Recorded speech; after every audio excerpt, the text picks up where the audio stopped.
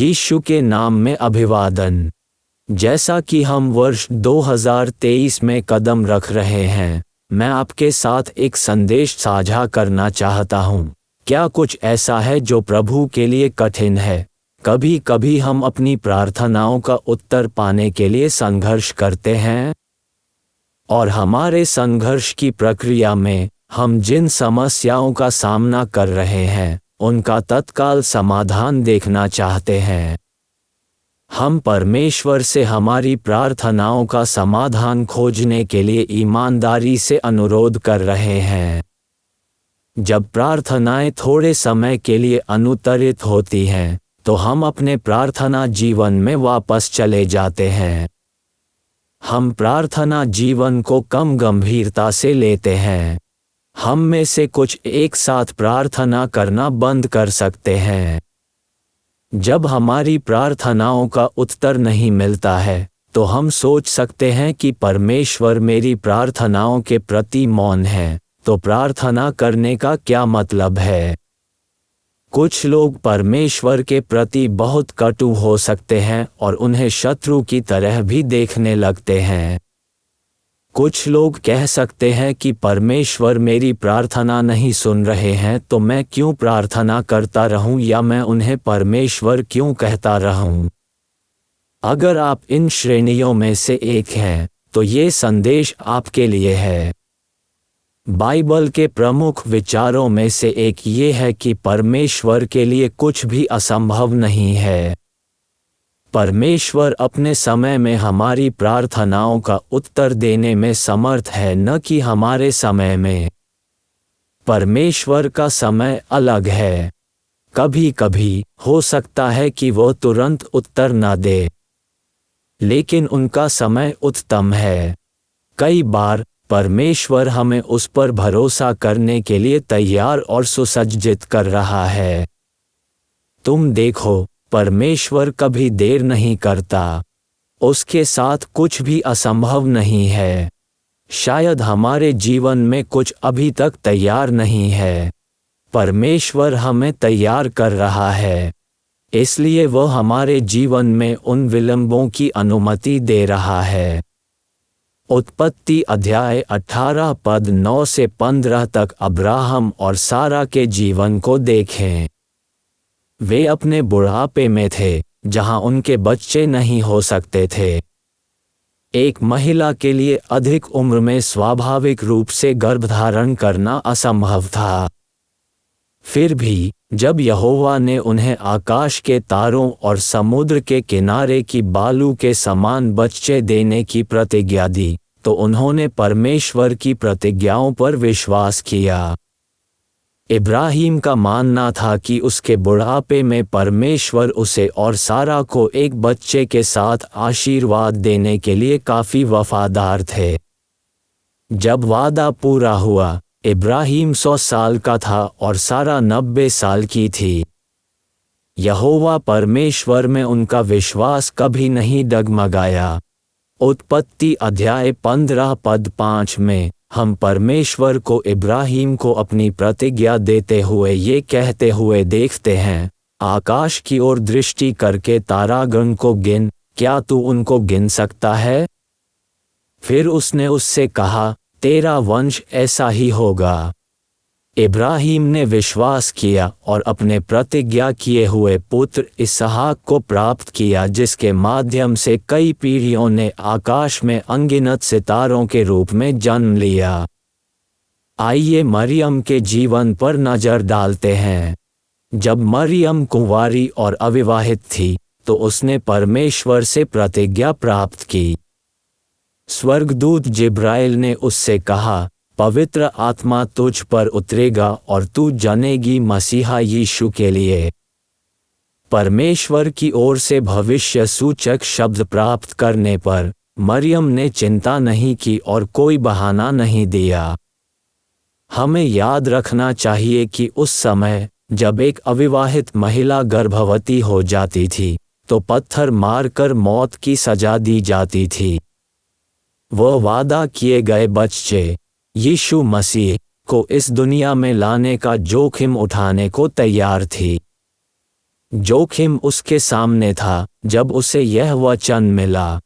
फिर भी उसने कोई बहाना नहीं बनाया या चिंता के कोई संकेत नहीं दिखाए। इसके बजाय वह लूका अध्याय 1 पद 26 से 38 में एक गीत के माध्यम से कहती है, जैसा प्रभु चाहे वैसा मुझ पर रहने दे। वह अपनी सुख सुविधाओं को छोड़ने और अपने जीवन में परमेश्वर की योजना और उद्देश्य को सौंपने के लिए तैयार थी। वह किसी भी जोखिम से गुजरने को तैयार थी क्योंकि वह जानती थी कि जो था उसे यह वादा बताना उसे रखने के लिए काफ़ी वफादार था। क्या आपके पास यह आश्वासन है कि परमेश्वर के लिए कुछ भी असंभव नहीं है? यदि परमेश्वर ने आपसे कुछ कहा है तो वह उसे पूरा करने में सक्षम है। वह आपको इसके माध्यम से रखने में सक्षम है। क्या आप विश्वास कर सकते हैं कि आज जब आपके आसपास की स्थितियां कठिन प्रतीत हो रही हैं और जब आपको अपनी प्रार्थनाओं का कोई उत्तर नहीं मिल रहा है, तो मैं चाहता हूं कि आप इस दिन को याद करें क्योंकि आप ये संदेश सुन रहे हैं। परमेश्वर के मुख को खोजो, उसके साथ कुछ भी असंभव नहीं है। आमीन। ऐसा कोई वादा नहीं है जिसे परमेश्वर पूरा नहीं कर सकता। ऐसी कोई प्रार्थना नहीं है जिसका उत्तर परमेश्वर न दे सके और ऐसी कोई समस्या नहीं है जिसे परमेश्वर हल न कर सके, क्योंकि वह अपरिवर्तनशील परमेश्वर है। वह बाइबल का परमेश्वर है जो इब्राहिम, इसहाक, याकूब, दाऊद और कई प्रार्थना योद्धाओं की प्रार्थनाओं का उत्तर देने में सक्षम था। यदि तुम विश्वास करते हो कि वह वही परमेश्वर है और उसे थामे रहो और निरंतर उसकी खोज करो, आप अपनी प्रार्थनाओं का उत्तर देख पाएंगे। प्रिय भाइयों, विश्वास करें कि परमेश्वर आपकी प्रार्थनाओं का उत्तर देने में सक्षम है। बाइबल मत्ती अध्याय 7 पद 7 से 8 में कहती है, मांगो तो तुम्हें दिया जाएगा, ढूंढो तो तुम पाओगे, खटखटाओ तो तुम्हारे लिए खोला जाएगा। क्योंकि जो कोई मांगता है उसे मिलता है, और जो ढूंढता है वह पाता है, और जो खटखटाता है उसके लिए खोला जाएगा। परमेश्वर से मांगते रहो, खोजते रहो और खटखटाते रहो जब तक कि तुम्हारी प्रार्थनाओं का उत्तर बिना डगमगाए न मिल जाए। जैसे ही आप ये संदेश सुन रहे हैं, उन सभी संदेहों को अपने से दूर कर दें। प्रिय भाइयों, क्या आप प्रार्थना के द्वारा विश्वास योग्यता से ऐसा कर सकते हैं? उन सभी संदेहों को अपने जीवन से यीशु के नाम में निकाल दें।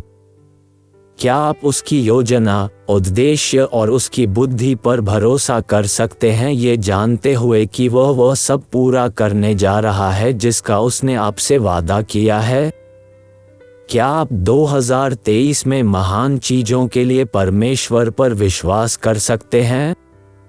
जैसा कि बाइबल 1 पतरस अध्याय 5 पद 7 में कहती है, और अपनी सारी चिंता उसी पर डाल दो क्योंकि उसको तुम्हारा ध्यान है। वह आपकी परवाह करता है। क्या आप उस पर पूरी तरह भरोसा कर सकते हैं और उसकी आज्ञा मान सकते हैं? आओ प्रार्थना करते हैं। प्रिय स्वर्गीय पिता, हम आपको आपके शब्द के लिए धन्यवाद देते हैं जिसके माध्यम से आपने मेरे सभी दर्शकों को मजबूत किया है। प्रिय परमेश्वर, जैसा कि वे आपके सामने समर्पण कर रहे हैं, मैं आपसे उन्हें दृढ़ रहने में मदद करने के लिए कहता हूँ। यीशु के नाम पर अविश्वास के उन सभी संदेहों को उनके मन से दूर होने दें। परमेश्वर, जैसा कि वे आप पर विश्वास कर रहे हैं कि आपने उन्हें क्या दिखाया है, अपने समय में अपने हाथ को उनके जीवन में चलने दें। अपने वादों को पूरा होते देखने में उनकी मदद करें।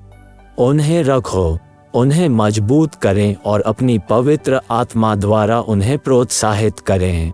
धन्यवाद पिताजी, यीशु मसीह के नाम में हम प्रार्थना करते हैं।